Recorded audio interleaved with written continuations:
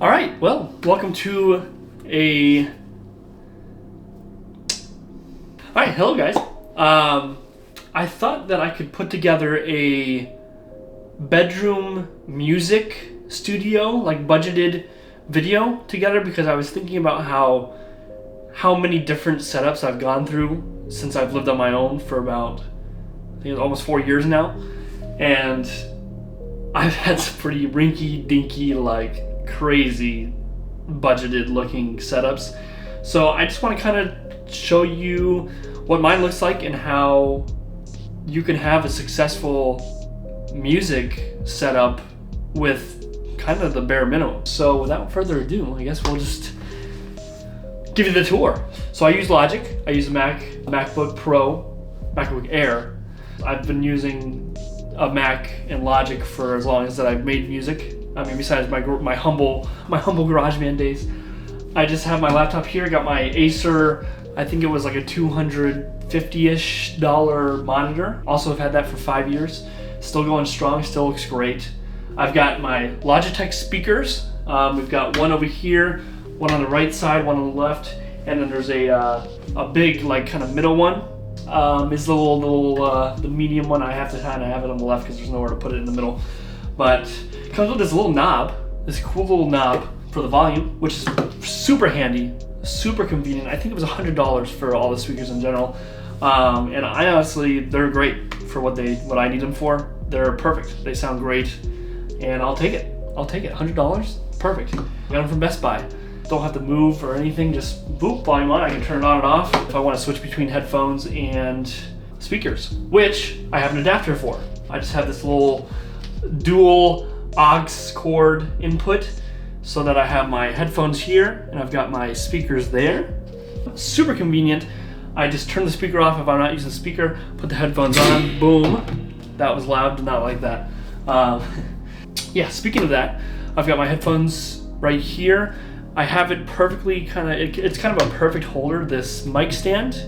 I bought this from my local photo hobby shop for like, it was either 40 bucks or it was 20 bucks. It was pretty cheap. It's perfect because it can spin around over here this way. I kind of wanted to utilize this space over here as like a standing, if I needed to sing or record or anything like that kind of area. And then it also folds in. I can stay at my desk, do this, like it's awesome. I love it. For years, I just kind of just single mic hand in hand, just kind of like did that. But this, I much prefer having like the freedom to not have to use my hands. Yeah, it just gives me so much freedom. Oh man. So yeah, gives me a lot of freedom there. Also doubles as a headphone. You can't really see it, but doubles as a headphone holder, which I always am. Either my headphones are on the ground, they're just kind of tossed around. I lose them most of the time, so that is a huge help for me. 2 birds, 1 stone. Mic stand, headphone holder, 40 bucks. 40 bucks max. I can't remember. It's 20 or 40. I'm pretty sure it's 40. That sounds about right. Screws right into the desk. Screws right into the desk down there. So that's perfect. Next, we've got my keyboard, which is a 37 key Donner, Starry Key 37 Donner. Now,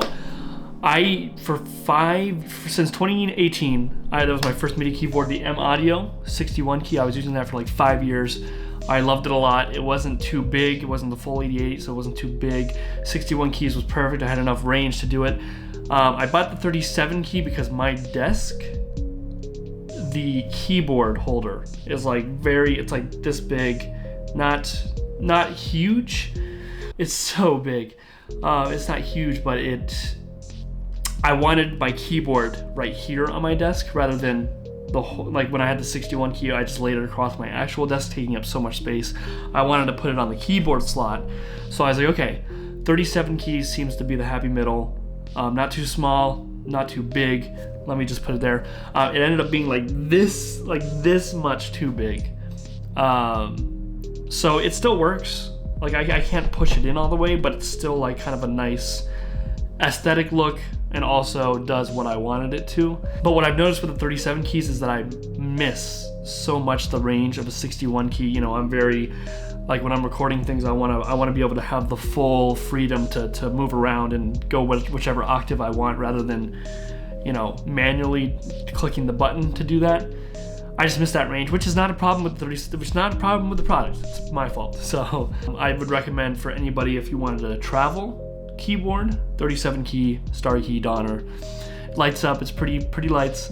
I would recommend that. But for what I am doing here, my recommendation would be get a desk that was built for an 88 key or a 61 key keyboard, like piano keyboard, not just a typing keyboard. That's what I need. That we'll get there eventually. I'm sticking with the desk for now, but so there's that. With the mentioning of the desk, we'll talk about it. So my desk is, I'm really happy with this desk. This is the first time I've had one that has this like bridge. I don't know what else I would call this, but it's kind of a second level just for the speaker, the monitor, to have that extra layer while also keeping room under here. Like I've got my Focusrite audio input thing, interface, fits right under. I've got my dock that goes under. All the wires kind of just come from the back. I really am happy with just the one monitor, using my laptop as a second monitor. It's a perfect, like, yeah. So this desk, I got it off of Amazon for about $150, and for that price, I really think this is a stellar desk. There's rows. There's 2 rows on the left side that hold, you know, I've got my auto tune on the bottom there. I've got my desktop computer, which I don't even use. I should probably sell that, but my desktop computer down there to have a whole space for that. I really loved this desk. Like I said, the only thing I wish it had was the full keyboard, which is not the desk's fault. I just wasn't thinking about that when I bought it. So that's okay. I still think this works perfectly. And like I said, I've had many setups where I just kind of have to make do with what I have. And I'm assuming if you're watching this video, that's kind of what your vibe is as well. So yeah, I'm very happy with it. Let's talk about tools. So as I've been researching studio setups, I've noticed, so I've been using my plugins out of this little flash drive, this SanDisk, like, I don't even know, if SanDisk 128 gigabyte maybe flash drive.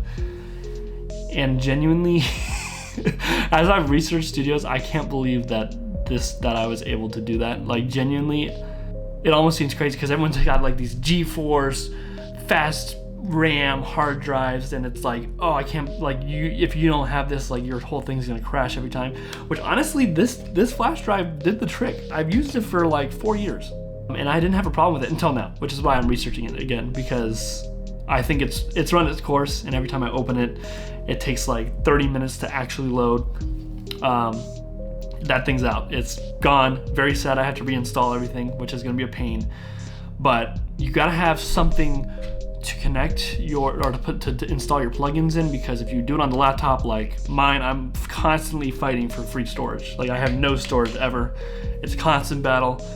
I hate every second I try to open like Photoshop and it's like, scratch disks, but I hate it. It sucks. You're gonna wanna invest in a hard drive, but genuinely, if you're starting out, you've got a bunch of space, or if you're starting out in your budget, this $20 flash drive has had my Spitfire audio, Oliver Arnold's toolkit, all these things on here. It had maybe 30 gigabytes of stuff on there, and it worked. It never really crashed. You're gonna need a hard drive. I can't show it right now because it's plugged in, but it's the OneDrive, 1 terabyte hard drive has basically my entire life on this thing. If it ever crashed, I would be fucked. Which is why I need to get a backup one very soon. But it has all the Logic files. You do not want to have your Logic files on your computer. Put it on a hard drive. Perfect dual component for just storage in general. It doesn't even have to be for music. It applies to every sort of thing you could need it for. I have all my files on there because, as you know, Logic files or any, DAW files get very large. So yeah, definitely want to store that. Oh, okay. So talking about equipment, definitely want to keep, if you have a Mac, if you're a MacBook user, want to have these USB-C to USB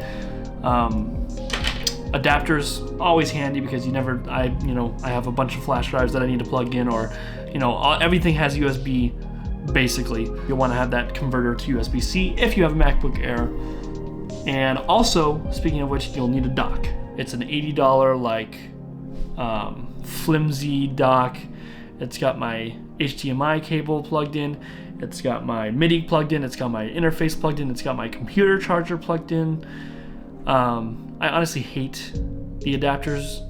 Not hate them, I just hate the idea of them, because having something connect to one to another, it just feels like it can slow it down a lot. So I'm trying to find something that is better, I guess, and a better than the one I have. But like I said, for budgeting, for a budget music studio, perfect for what it is.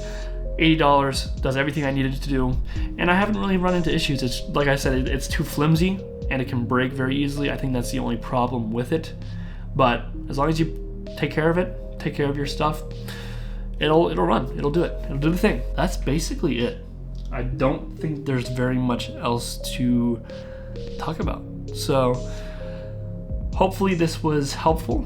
The beautiful thing about it is I really have gone through a lot of music studios in my day, and this is probably the most sophisticated one I've had so far. Still running on a budget, still creating, you know, the content or to the level that I would like to create at. So it's really not holding me back from anything.